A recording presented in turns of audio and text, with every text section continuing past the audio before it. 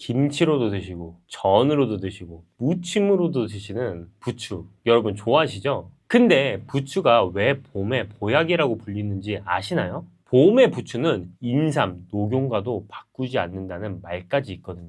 오늘은 부추가 우리 몸에 어떻게 좋은지, 특히 염증을 잡는데 왜 이렇게 좋은 건지, 그리고 집에서 쉽게 만들 수 있는 부추 레시피까지 알려드리겠습니다. 끝까지 보시면 오늘 바로 따라 하실 수 있습니다. 이 부추의 핵심 성분은 두 가지입니다. 황화알릴과 베타카로틴이에요. 먼저 황화알릴부터 말씀드리겠습니다. 이게 바로 부추 특유의 알싸한 향과 맛을 내는 성분인데요. 이 황화알릴 안에 알리신이 들어있어요. 마늘의 그 알리신이랑 같은 계열의 성분입니다. 강력한 항균 작용을 하고 염증을 줄이는 항산화 효과를 제공하는 것으로 밝혀졌습니다. 염증이 왜 문제냐면 우리 몸에서 염증은 사실 나쁜 것만이 아닌데요. 외부 세균이나 바이러스가 들어왔을 때 이걸 막으려고 몸이 일으키는 방어 반응이에요. 근데 이 문제는 이 염증이 안성화될 때입니다. 잘못된 식습관, 스트레스, 노화로 인해 염증이 꺼지지 않고 계속 몸에 남아있으면 혈관을 손상시키고 관절을 닳게 하고 각종 만성질환의 씨앗이 됩니다. 그래서 염증을 꾸준히 억제하는 식습관이 중요한 겁니다. 일본 과학자들 연구에서 부추의 황화합물이 과산화지질에 대해 강력한 항산화물로 작용한다는 게 밝혀졌습니다. 과산화지질은 세포를 산화시켜서 손상시키는 물질인데요. 이게 쌓이면 염증이 만성화되거든요.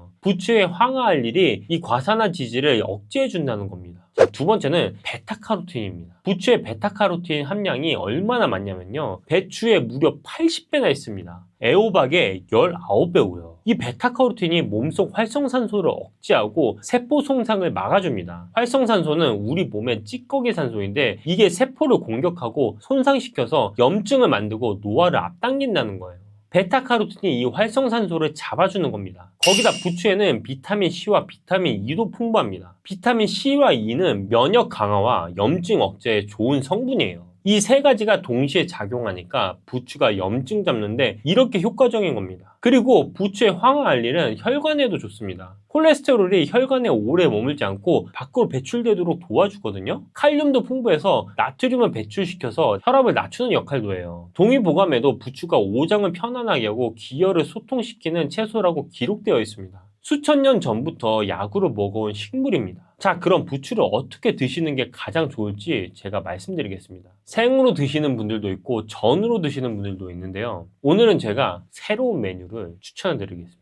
바로 부추 버무리인데요. 에? 쑥 버무리 아니야? 라고 생각하실 수도 있는데 부추도 버무리로 만들 수 있습니다. 오늘 제가 부추 버무리를 추천하는 이유가 있어요. 첫 번째, 부추 버무리는 쪄서 만드는 음식입니다. 부추전처럼 기름에 부치면 높은 온도에서 황화알릴 같은 유효 성분이 파괴됩니다. 반면 찜은 100도 이하의 수증기로 익히기 때문에 유효 성분이 훨씬 잘 보존됩니다. 둘째는 생부추는 위장이 약하신 분들이 드시면 속쓰림이나 소화불량이 생길 수 있거든요. 부추 버무리는 쪄서 익히기 때문에 섬유질이 부드러워져서 위장 부담이 훨씬 줄어듭니다. 자, 셋째는 쌀가루가 부추를 감싸줘요. 쌀가루의 부드러운 성질이 부추의 자극을 완충해줘서 속이 편안하게 소화가 되거든요. 그래서 부추를 꾸준히 챙겨 드시고 싶으신 분들한테 부추 버무리가 딱 맞는 방법이에요. 맛도 있고 속도 편하고 영양도 잘 살아있으니까요. 자, 지금부터 부추 버무리 만드는 방법을 알려드리겠습니다. 재료는 부추 200g, 맵쌀가루 300g, 소금 1꼬집, 설탕 2스푼. 여기에 대추를 넣으면 단맛이 고급스러워지고 감자를 넣으면 훨씬 포슬포슬하고 촉촉해집니다. 자, 지금부터 요리법 알려드릴게요. 먼저 부추를 손질해주세요. 깨끗이 씻은 부추를 1cm 길이로 잘라 불에 담아두세요. 너무 길게 자르면 먹을 때 질길 수가 있습니다. 감자는 4등분 후에 1cm 두께로 썰어주시고 대추는 씨를 빼고 가늘게 채 썰어주세요. 맵쌀가루에 소금과 설탕을 넣고 골고루 섞어주시면 됩니다. 이제 부추에 쌀가루를 넣고 버무려주세요. 이때 부추가 너무 말라있으면 손으로 물을 살짝 뿌려주세요. 이 수분이 쌀가루를 부추에 딱 붙여주는 강력한 접착제 역할을 해줍니다. 물기가 없으면 쌀가루가 다 떨어져 버리거든요. 자, 이제 찜기에 면포를 깔고 버무린 부추를 반 정도 올린 후에 가라앉은 쌀가루를 적당히 뿌려주세요. 다시 남은 부추 올리고 남은 쌀가루 뿌리기를 3번 반복해주세요. 이렇게 층층이 쌓아야 골고루 잘 익습니다. 면포로 뚜껑을 감싸주시고요. 이렇게 하는 이유가 있습니다. 뚜껑에 맺힌 수증기가 부추 버무리 위로 떨어지면 표면이 질적해져서 식감이 망가지거든요. 면포가 그 수분을 흡수해줘서 식감이 살아나는 겁니다. 중약불로 25분 정도 쪄주시면 됩니다. 불을 끄고 5분 정도 뜸을 들여주세요. 젓가락으로 찔러봐서 쌀가루가 묻어나지 않으면 완성입니다. 맛은요, 뚜껑을 여는 순간 부추향이 먼저 코끝을 팍 자극을 합니다. 한 입 베어 물면 쫀득하게 씹히면서 대추의 달콤함이 은은하게 퍼지고 감자의 포근한 식감이 입안을 꽉 채워줍니다. 부추 특유의 알싸한 향이 뒤에서 살짝 오는데 이게 또 자꾸 손이 가게 만드는 매력 포인트입니다. 단맛이 강하지 않아서 몇 개를 먹어도 전혀 부담이 없어요. 잠깐 한 가지만 말씀드리겠습니다. 부추처럼 염증을 잡는 식품을 꾸준히 드시는 분들 많으신데 음식만으로는 이미 진행된 관절 염증까지 다 잡기는 쉽지가 않아요. 특히 무릎이 시큰거리거나 관절이 불편하신 분들은 음식 외에 다른 방법도 같이 챙기셔야 하거든요. 제가 고정 댓글을 올려뒀으니까 한번 확인해 보세요. 자, 부추 버무리 더 건강하게 즐기시는 법도 알려드리겠습니다. 부추 버무리 드실 때 같이 드시면 좋은 게 있습니다. 첫 번째는 된장국이에요. 이 부추 버무리에 된장국을 한 그릇 곁들이시면 딱입니다. 된장의 나트륨을 부추가 배출시켜주고 된장에 부족한 비타민 A, C를 부추가 채워줍니다. 반대로 된장은 부추에 부족한 단백질을 보충해줘요. 서로 없는 영양소를 채워주는 환상궁합인 겁니다. 두 번째는 두부예요. 두부와 부추를 함께 드시면 부추의 비타민 C가 두부의 철분 흡수를 도와주거든요. 피로회복과 혈액순환에 도움이 되는 겁니다. 부추 버무리 드실 때 두부조림이나 순두부찌개 곁들이시면 딱 좋아요. 그리고 반대로 피하셔야 할 것도 있습니다. 꿀이랑 소고기예요. 부추, 꿀, 소고기는 모두 따뜻한 성질의 식품이라서 함께 드시면 위에 부담이 생기고 소화불량이 생길 수 있습니다. 부추 버무리 드실 때만큼은 이 두 가지를 피해주세요. 주의사항도 제가 말씀드리겠습니다. 부추 버무리는 쌀가루와 함께 쪄낸 음식이라서 소화 자체는 부담이 없어요. 오히려 쌀의 포근한 성질이 위장을 편안하게 해줍니다. 근데 부추 자체가 따뜻한 성질의 식품이잖아요. 평소 몸에 열이 많으시거나 얼굴이 자주 달아오르시는 분들은 한 번에 너무 많이 드시지 않는 게 좋습니다. 부추 버무리는 생부추와 달리 쪄서 익혀 먹는 음식이라서 위장이 약하신 분들도 비교적 편하게 드실 수 있어요. 하지만 위염이나 속쓰림이 심하신 분들은 공복보다는 식사 후에 간식으로 드시는 게 가장 좋습니다. 통풍이 있으신 분들도 주의가 필요합니다.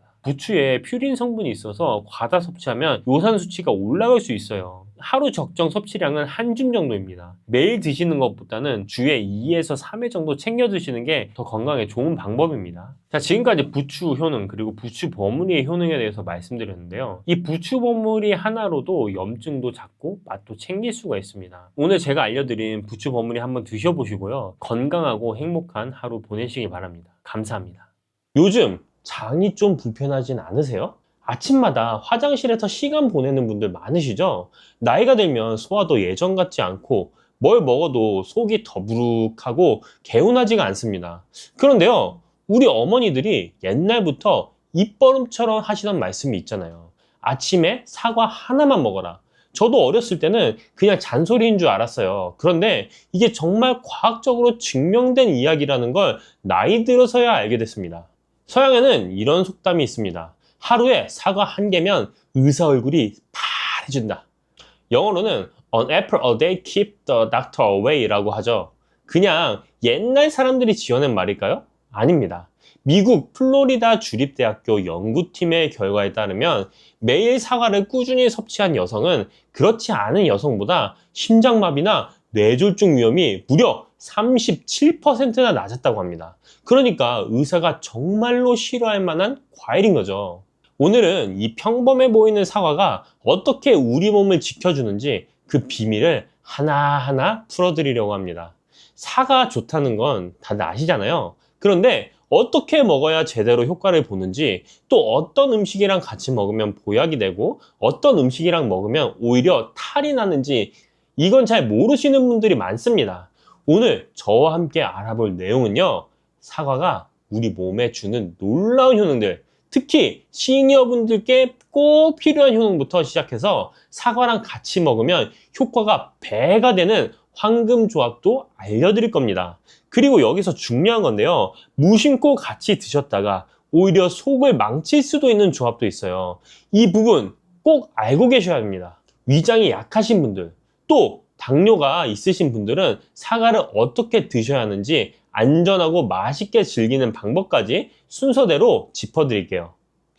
나이가 들면 참 여러 가지가 불편해집니다.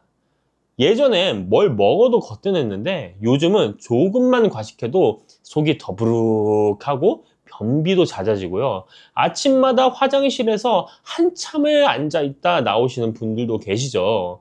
장이 불편하면 하루 종일 개운하진 않습니다. 배에 가스가 차고 뭔가 막힌 것 같은 느낌, 외출하기도 꺼려지고 괜히 움직이기도 싫어지죠. 그냥 나이 탓이겠거니 하고 넘기기 쉬운데요. 이게 계속되면 문제가 커집니다. 변비가 만성이 되면 장 건강만 나빠지는 게 아니에요. 온몸에 독소가 쌓이고 피부도 푸석해지고 면역력도 떨어집니다. 심하면 대장 질환으로 이어질 수도 있고요. 혈압이나 혈관 건강도 마찬가지입니다. 나트륨을 많이 섭취하는 우리나라 식단 특성상 혈압 관리가 쉽지 않으시잖아요. 짜게 먹는 습관이 쌓이고 쌓여서 결국 고혈압, 심장질환으로 발전하는 경우가 많습니다. 그렇다면 왜 이런 문제들이 생기는 걸까요? 우리 몸은 나이가 들면서 자연스럽게 기능이 떨어집니다.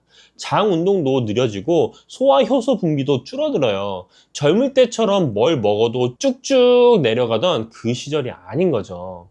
여기에 운동 부족까지 더해지면 문제가 커집니다. 움직임이 적으니까 장도 게을러지고 변이 장에 오래 머물면서 수분이 빠져나가서 더 딱딱해집니다. 악순환이 되는 거예요. 혈압 문제도 비슷합니다. 우리가 먹는 음식에는 나트륨이 정말 많이 들어있어요. 국, 찌개, 김치, 젓갈, 맛있는 건 다 짜죠. 이 나트륨이 체내에 쌓이면 혈압이 올라가고 혈관에 부담을 주게 됩니다. 문제는 나이가 들수록 이 나트륨을 배출하는 능력도 떨어진다는 거예요. 이렇게 노화와 생활습관, 식습관이 복합적으로 작용하면서 우리 몸 여기저기에 문제가 생기는 겁니다. 그런데요, 이런 문제들을 한 번에 도와줄 수 있는 과일이 있습니다.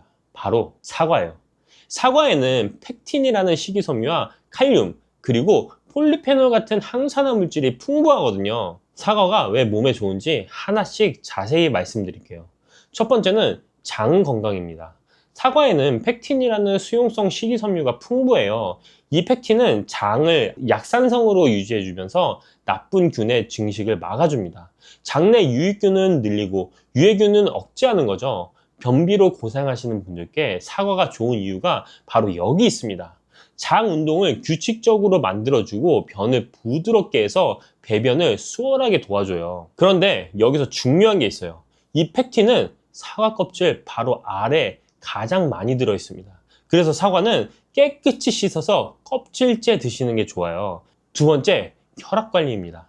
사과에 들어있는 칼륨 성분이 체내 나트륨 배출을 도와줍니다. 우리가 짜게 먹은 음식들, 그 염분을 몸 밖으로 빼주는 거예요. 한국식품영양과학회의 연구에 따르면 사과에 함유된 칼륨은 다른 과일에 비해 상당히 높은 수준이라고 합니다.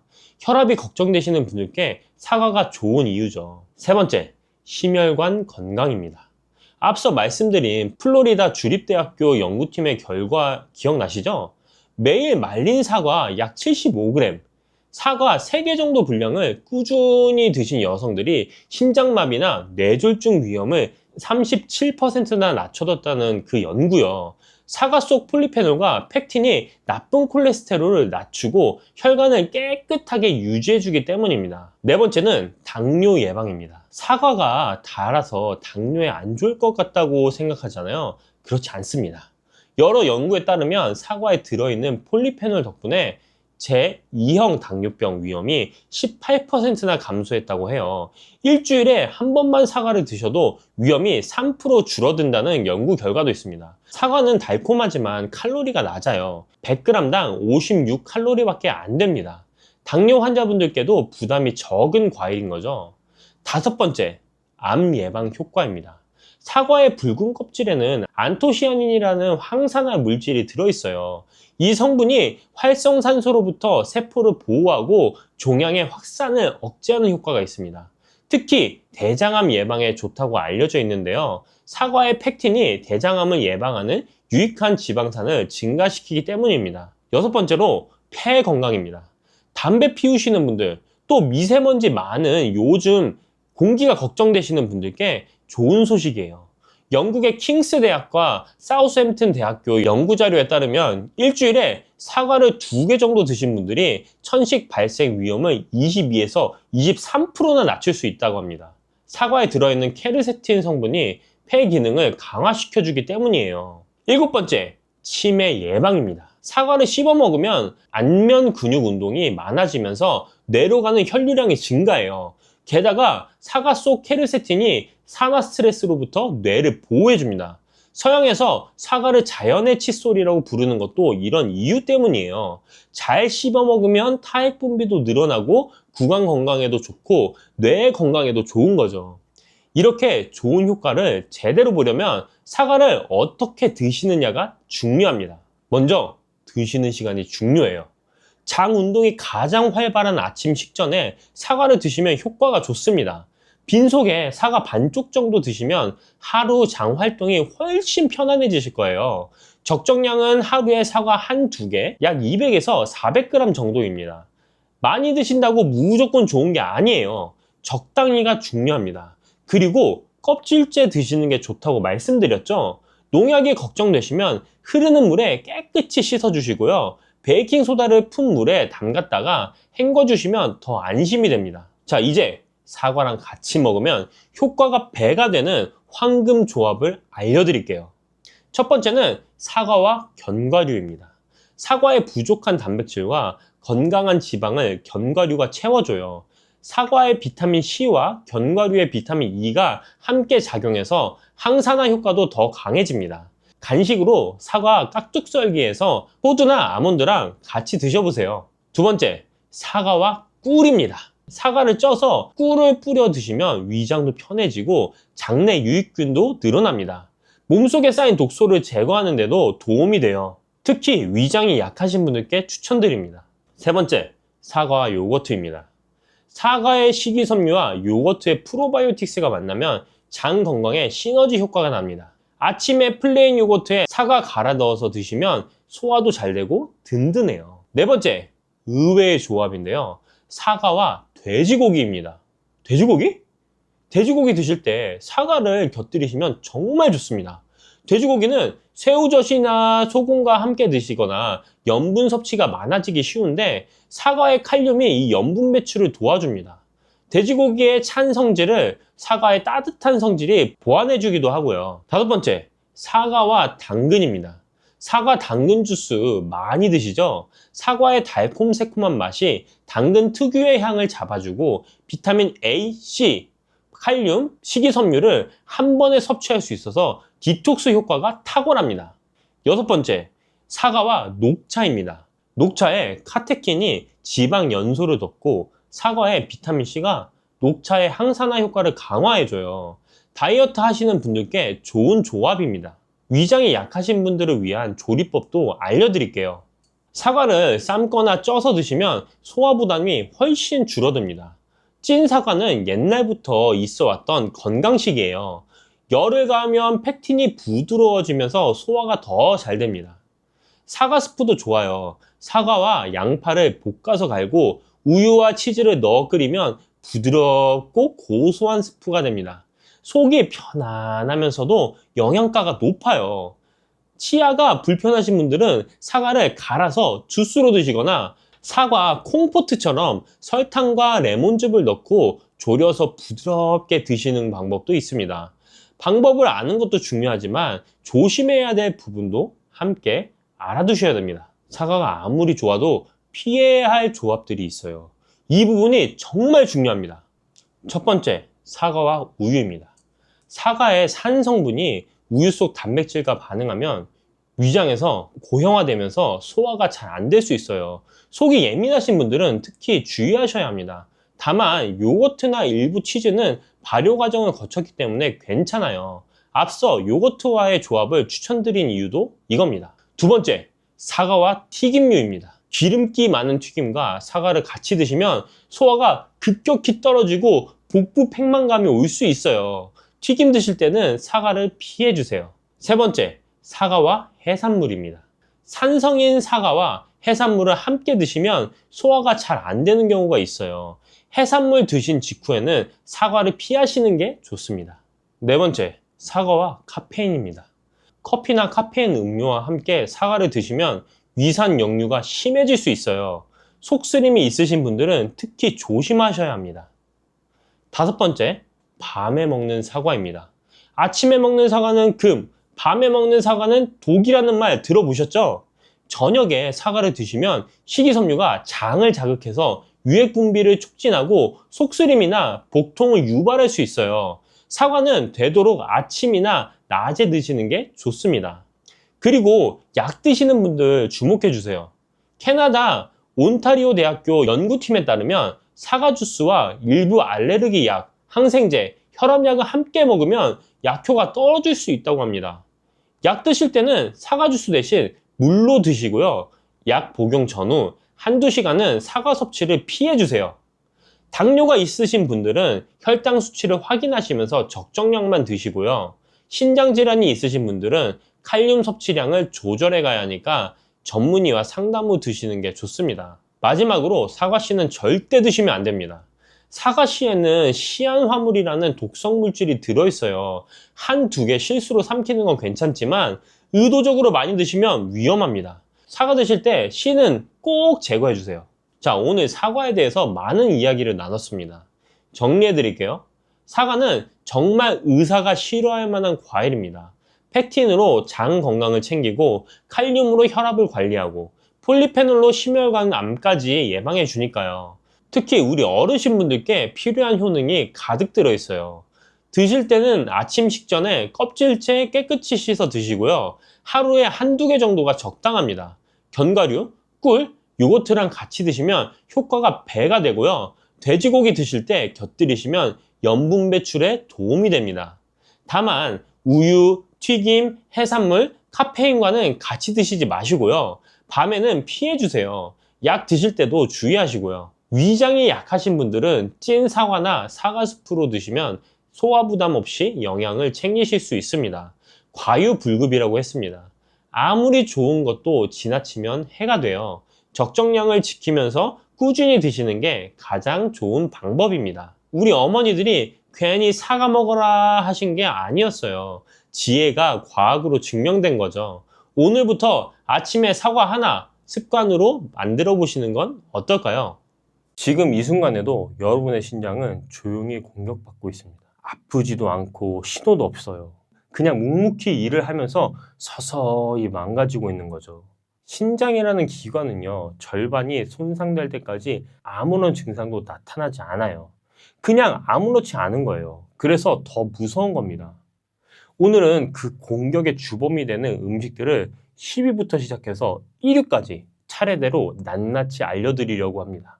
그런데 여기서 정말 중요한 게 있어요.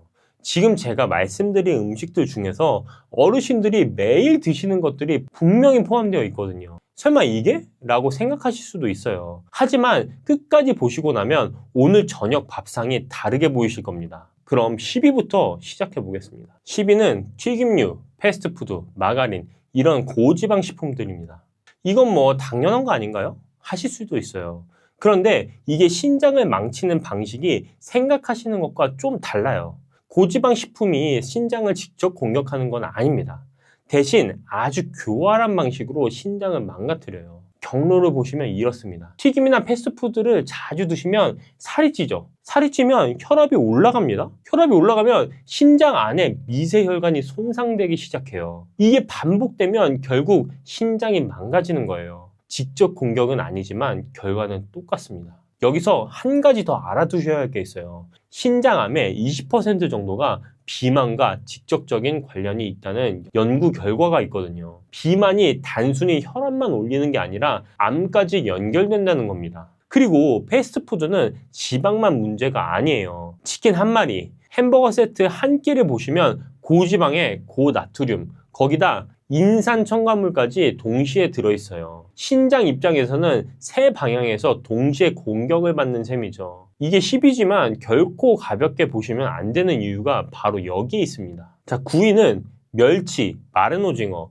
황태, 자반고등어 같은 염장, 건조 해산물입니다. 어르신들 냉장고에 꼭 하나씩은 있는 것들이죠. 이게 왜요? 황태해장국은 오히려 몸에 좋다고 했잖아요. 맞아요. 황태 자체의 단백질 성분은 분명히 좋은 부분이 있어요. 그런데 문제는 건조 과정에서 일어나는 일입니다. 생오징어를 생각해 보세요. 그걸 말려서 마른 오징어가 되면 수분이 전부 빠져나가면서 안에 있던 성분들이 그대로 농축이 됩니다. 나트륨이 농축되고 인이 농축되고 칼륨이 농축돼요. 쉽게 말씀드리면 신장을 공격하는 세 가지 성분이 한꺼번에 두세 배로 전해지는 거예요. 오징어 한 봉지 안에 신장의 적 세 가지가 동시에 고농도로 들어있는 겁니다. 자, 멸치도 마찬가지인데요. 어르신들이 뼈 건강을 위해 칼슘을 보충하시려고 멸치 자주 드시잖아요.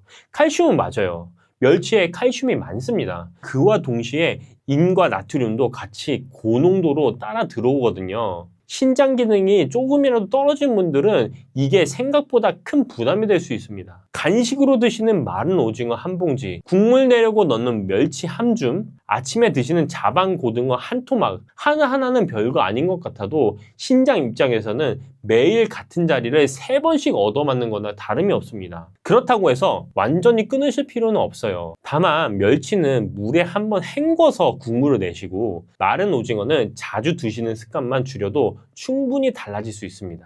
파리입니다. 이번 건 아마 진짜 깜짝 놀라셨을 거예요. 바나나, 아보카도, 오렌지, 토마토 등의 과일입니다. 잠깐만요. 이게 왜 나와요? 의사 선생님이 과일 챙겨 드시라고 했는데요?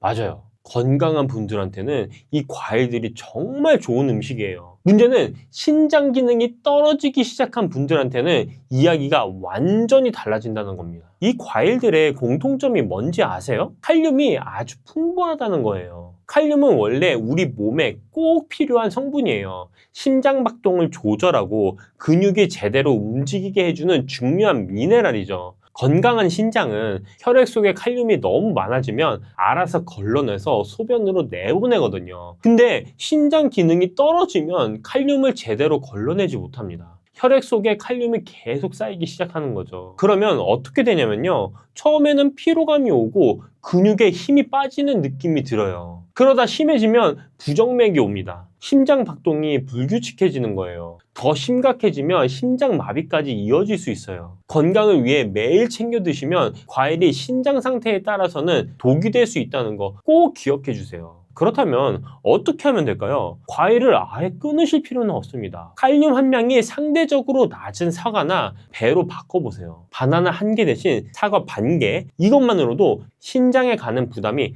확 줄어듭니다. 토마토나 감자처럼 칼륨이 많은 채소는 끓는 물에 한번 데쳐서 드시면 칼륨이 물에 빠져나가서 훨씬 안전하게 드실 수 있습니다. 치리도 파리 못지않게 놀라실 겁니다. 치즈, 우유, 견과류입니다. 아니, 이거 진짜 왜요? 골다공증 예방하려고 매일 챙겨 먹는 건데요? 그렇죠. 어르신들이 뼈 건강을 위해 가장 열심히 챙기시는 음식들이에요. 그런데 신장 기능이 떨어진 분들한테는 이게 오히려 역효과가 날 수 있어요. 이 음식들의 공통점은 인, 영어로 포스포러스라는 성분이 풍부하다는 거예요. 이는 원래 뼈를 튼튼하게 만드는데 꼭 필요한 미네랄이에요.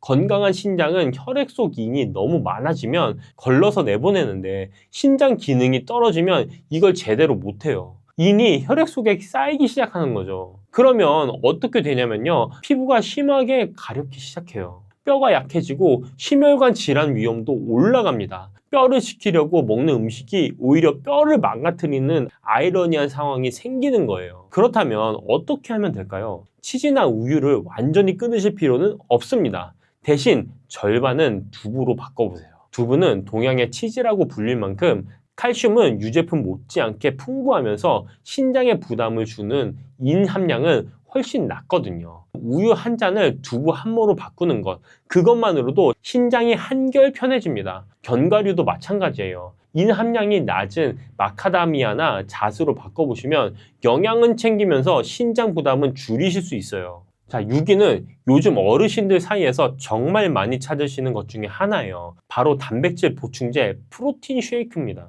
근감소증 예방하려면 단백질 챙겨야 한다고 해서 열심히 먹고 있는데요? 긴감소증 예방에 단백질이 중요한 건 사실이에요. 그런데 여기에 함정이 있습니다. 단백질은 지방이나 탄수화물이랑 달리 분해될 때 질소화합물이라는 노폐물이 생겨요. 이 노폐물을 걸러서 소변으로 내보내는 게 바로 신장이 하는 일이거든요. 이 신장이 건강할 때는 문제없이 처리를 합니다. 근데 신장 기능이 조금이라도 떨어져 있는 분들한테는 이 노폐물이 제때 걸러지지 않고 몸 안에 쌓이기 시작합니다. 이걸 요산이라고 해요. 요산은 날카로운 결정체 형태로 신장 안을 긁고 다니면서 조직을 손상시키는 거예요. 국제신장학회에서는 신장 기능이 떨어진 분들의 하루 단백질 권고량을 체중 1kg당 0.8g으로 정해놓고 있습니다. 몸무게가 60kg이신 분이라면 하루 48g이 기준인 거죠. 프로틴 쉐이크 한 잔에 단백질이 20에서 30g이 들어있거든요. 여기다 고기까지 드시면 하루 기준을 훌쩍 넘어버리는 거예요. 그렇다면 어떻게 하면 될까요? 단백질을 아예 끊을 필요는 없어요. 대신 프로틴 쉐이크보다는 달걀이나 두부, 생선 같은 자연식품으로 단백질을 채워보세요. 자연식품은 보충제보다 신장에 가는 부담이 훨씬 적거든요. 단백질을 한 번에 몰아서 드시는 것보다 세끼에 골고루 나눠서 드시는 게 신장 입장에서는 훨씬 편합니다. 그래도 단백질 음식을 꼭 많이 챙겨 드셔야 하겠다, 고기를 빠뜨릴 수 없다 하시는 분들은 식후에 20분 이상 걷기나 계단 오르기를 꼭 해주세요. 몸을 움직이면 단백질 대사가 훨씬 원활해지고 신장에 가는 부담도 그만큼 줄어들거든요. 자, 5위는 콜라, 사이다, 에너지 드링크, 그리고 다이어트 소다입니다. 콜라가 몸에 안 좋다는 건 알죠. 근데 다이어트 콜라도요? 네. 오히려 다이어트 콜라가 더 무서울 수 있어요. 이게 오늘 5위에서 가장 중요한 포인트입니다. 일반 콜라 얘기부터 잠깐 해보자면 짙은 색 탄산음료에는 색이 변하지 않게 하고 유통기한을 늘리기 위해 인산염을 첨가해요. 자연식품에 들어있는 이는 우리 몸에 30에서 40%만 흡수하도록 조절이 돼요. 그런데 탄산음료에 들어있는 인산염은 무려 90%가 흡수합니다. 같은 인이라도 가공식품에 들어있는 건 신장에 훨씬 부담을 주는 거예요. 설탕 없는 다이어트 콜라는 괜찮지 않냐고요? 연구 결과를 보시면 하루 2잔 이상 다이어트 소다를 마신 분들은 그렇지 않은 분들보다 신장 기능이 30% 이상 떨어졌다고 나와 있습니다.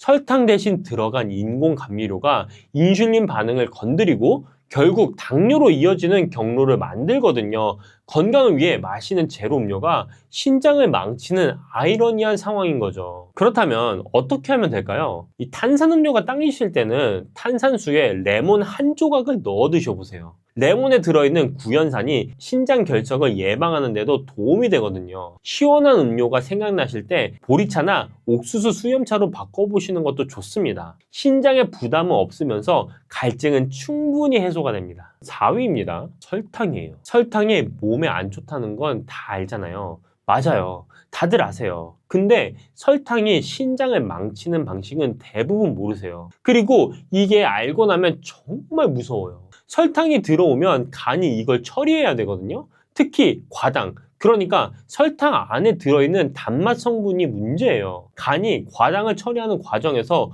우리 몸의 에너지 화폐라고 불리는 ATP를 엄청나게 소모해요. 그런데 ATP가 분해되면서 요산이 만들어집니다. 날카로운 결정체가 신장 안을 긁고 다니면서 조직을 손상시키는 거죠. 단백질을 먹지 않아도, 고기를 먹지 않아도 설탕만으로도 요산이 만들어지는 게 핵심입니다. 그리고 설탕이 신장을 망치는 또 다른 경로가 있어요. 바로 당뇨입니다. 성인 만성 신부전의 가장 흔한 원인이 당뇨병인데 최근에는 그 비중이 전체의 50%까지 올라왔어요. 투석 환자 2명 중 1명이 당뇨 때문이라는 얘기거든요. 혈액 속에 당이 높은 상태가 계속되면 신장의 미세혈관이 서서히 손상되고 결국 신장이 제 기능을 못하게 되거든요. 달콤하게 당기시는 건 자연스러운 현상입니다.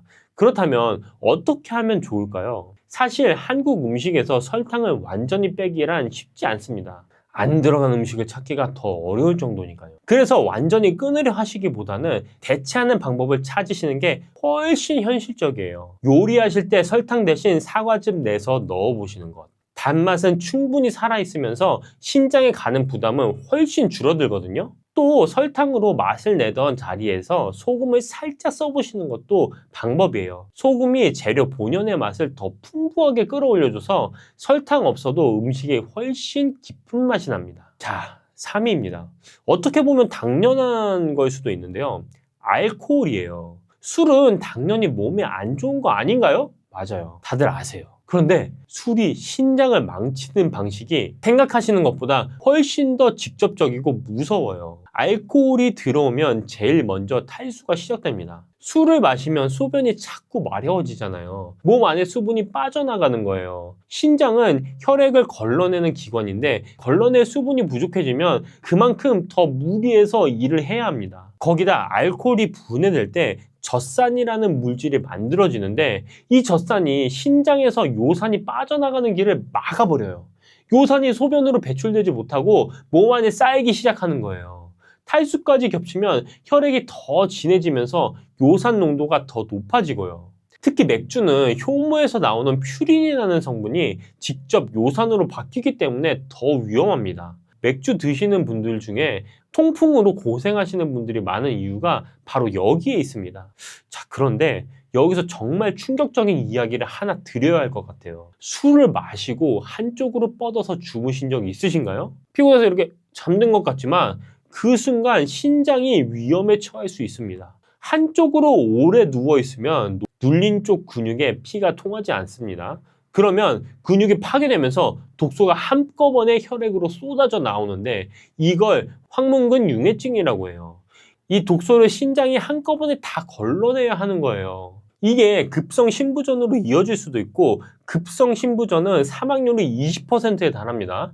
술 한 잔이 이런 결과로 이어질 수 있다는 겁니다. 자, 그렇다면 어떻게 하면 좋을까요? 술자리를 완전히 피하기 어려우신 분들은 술을 마시는 동안 물을 한 잔씩 번갈아 드셔보세요. 탈수를 막는 것만으로도 신장 부담이 크게 줄어들거든요. 그리고 술을 드셨을 때는 절대 한쪽으로 뻗어서 주무시면 안 됩니다. 이것만 기억하셔도 신장을 지키시는데 큰 도움이 됩니다. 자, 2위입니다.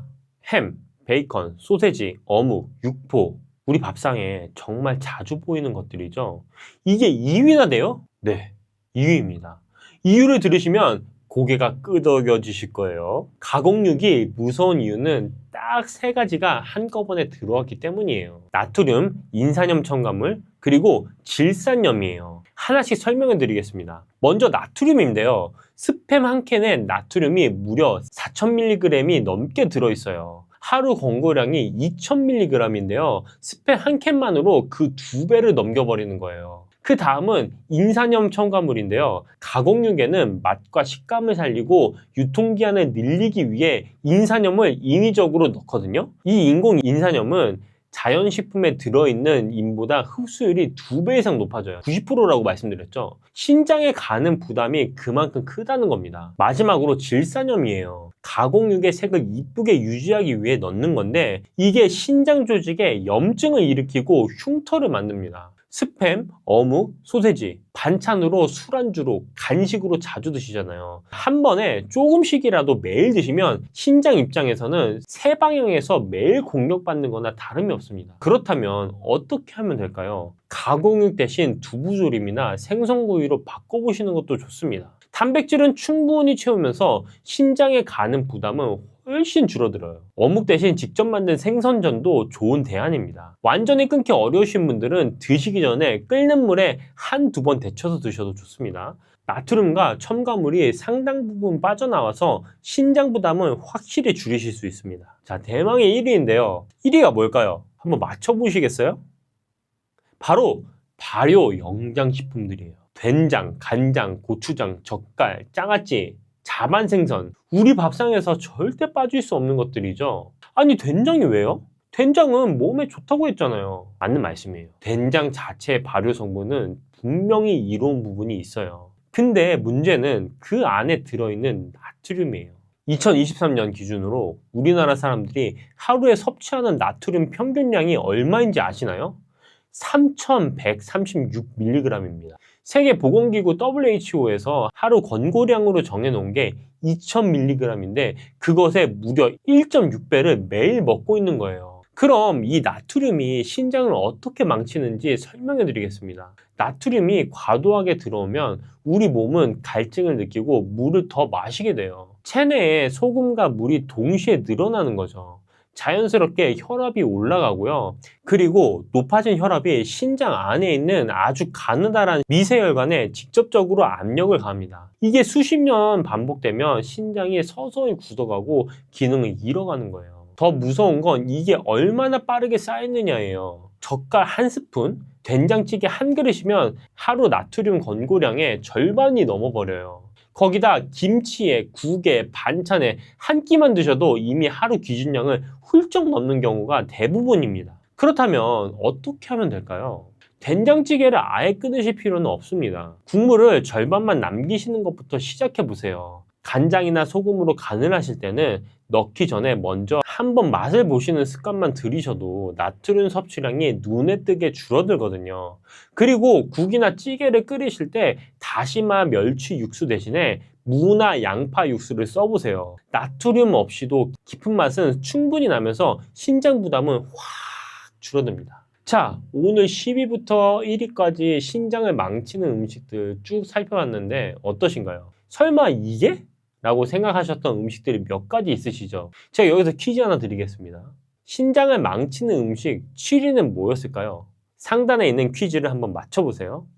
오늘 제가 드리고 싶은 말씀은 이거예요. 이 음식들을 당장 다 끊으세요. 이게 아닙니다. 현실적으로 불가능하기도 하고 먹는 즐거움을 다 포기하면서까지 살 필요는 없잖아요. 10위부터 1위까지 제가 순위마다 드린 작은 팁 하나씩만 실천해보세요. 작은 것 하나가 10년 뒤에 내 신장을 지켜줍니다. 신장을 한번 망가지면 되돌리기가 정말 어려운 기간이죠. 그리고 아프지 않다고 괜찮다고 방심하시면 안 됩니다. 오늘 영상 처음에 말씀드렸잖아요. 신장은 절반이 망가질 때까지 아무 신호도 보내지 않는다고요. 지금 이 순간이 챙기실 수 있는 가장 좋은 때입니다.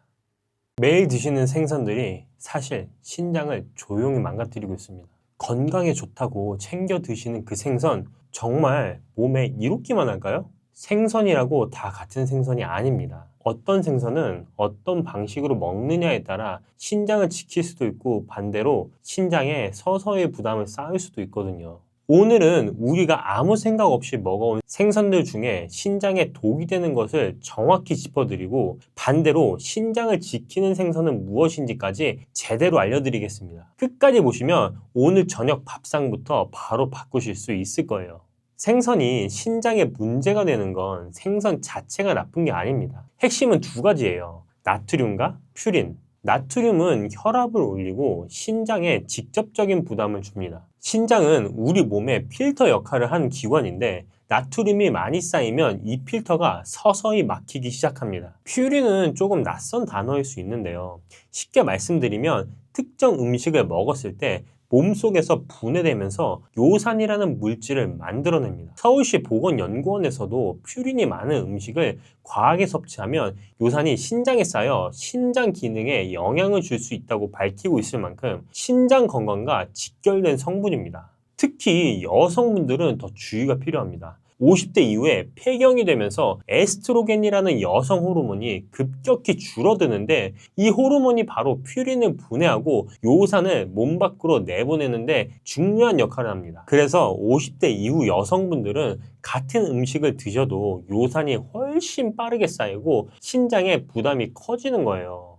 갱년기 이후에 신장 건강이 갑자기 나빠졌다고 느끼시는 분들이 많은 이유가 바로 여기에 있습니다. 문제는 이 두 가지가 우리 일상에서 즐겨 먹는 생선 반찬에 아주 많이 들어있다는 겁니다. 어떤 생선이 문제인지 지금부터 하나씩 살펴보겠습니다. 우리 밥상에서 자주 보이는 생선들 중에서 신장에 부담을 주는 것들 하나씩 짚어드릴게요. 자, 첫 번째는 말린 생선, 염장 생선입니다. 자방고등어, 보리굴비처럼 소금에 절이거나 건조한 생선들인데요. 삼성 서울병원 자료에 따르면 신장 질환자는 하루 나트륨을 2000mg, 20g 이내로 제한해야 되는데 자반고등어 100g의 나트륨 함량은 일반 고등어의 무려 5배에서 10배에 달합니다. 한 토막 먹는 것만으로도 하루 나트륨 권장량을 훌쩍 넘기기 쉬운 거예요. 게다가 건조 과정에서 수분이 빠져나가면서 나트륨이 더욱 농축되기 때문에 먹을수록 신장이 처리해야 할 나트륨량이 기하급수적으로 늘어납니다.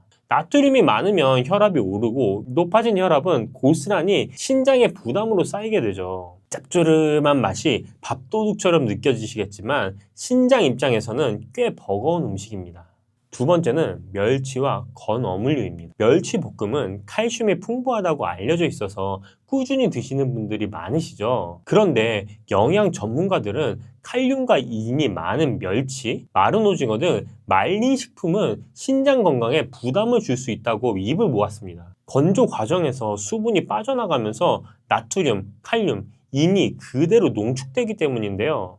특히 멸치는 뼈째 먹는 생선이라 인 함량까지 높습니다. 인이 몸에 과하게 쌓이면 신장이 이를 걸러내느라 더 많은 일을 해야 하고 결국 신장에 과부하가 걸리게 됩니다. 마른 오징어, 북어포, 황태포도 같은 이유로 과하게 드시지 않는 게 좋습니다. 자, 세 번째는 의외로 많은 분들이 건강식으로 생각하시는 참치캔입니다. 참치캔은 편리하고 단백질도 풍부해서 자주 드시는 분들이 많은데요. 여기서 문제는 참치캔에 들어있는 나트륨 양과 식품 라벨에 표시된 인산염 첨가물입니다. 인산염은 식품의 맛과 보존성을 높이기 위해 넣는 성분인데 이게 신장을 통해 걸러져야 하는 성분이라 신장에 부담을 줄 수 있습니다. 참치캔을 드실 때는 반드시 한번 헹궈서 드시는 것만으로도 나트륨을 상당히 줄일 수 있으니 꼭 기억해 두세요. 네 번째는 대형 심해 어류입니다. 횟집에서 즐겨 드시는 참치, 황새치가 대표적인데요. 식품의약품안전처 자료에 따르면 황새치 같은 새치류에는 100g당 평균 0.52 마이크로그램의 메틸수은이 포함되어 있습니다. 메틸수은은 몸속에 쌓이는 성질이 있고 신장을 통해 배출되어야 되는데 양이 많아지면 신장에 부담이 되는 겁니다. 크기가 클수록 먹이사슬 위에 있을수록 수은이 더 농축되어 있다고 보시면 돼요. 자주 드시는 편이라면 소형 어류 위주로 바꾸시는 게 신장 관리에 유리합니다. 마지막으로 등푸른 생선에 대한 오해도 짚어드려야 할 것 같아요. 고등어, 꽁치, 정어리 같은 등푸른 생선이 신장에 나쁘다는 말을 들어보신 분들이 많을 텐데요. 정확히 말씀드리면 이미 신장 기능이 떨어진 분들에게 해당하는 이야기입니다. 건강한 분들께는 오메가3가 풍부해서 오히려 혈압을 낮추고 신장 혈관 건강에 도움이 될 수 있어요. 하지만 신선하지 않은 등푸른 생선은 히스타민이라는 성분이 생기는데 이건 가열해도 없어지지 않기 때문에 반드시 신선한 것을 골라 드셔야 합니다. 이런 생각이 드실 것 같아요. 대체 어떤 생선을 먹으란 말이야? 신장을 생각한다면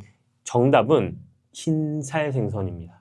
명태, 대구, 가자미처럼 지방이 적고 퓨린 함량이 낮은 생선들이에요. 흰살 생선에는 양질의 단백질이 풍부해서 근육을 유지하는 데 도움이 되고 혈당을 급격하게 올리지 않아서 식후 혈당 조절에도 유리합니다.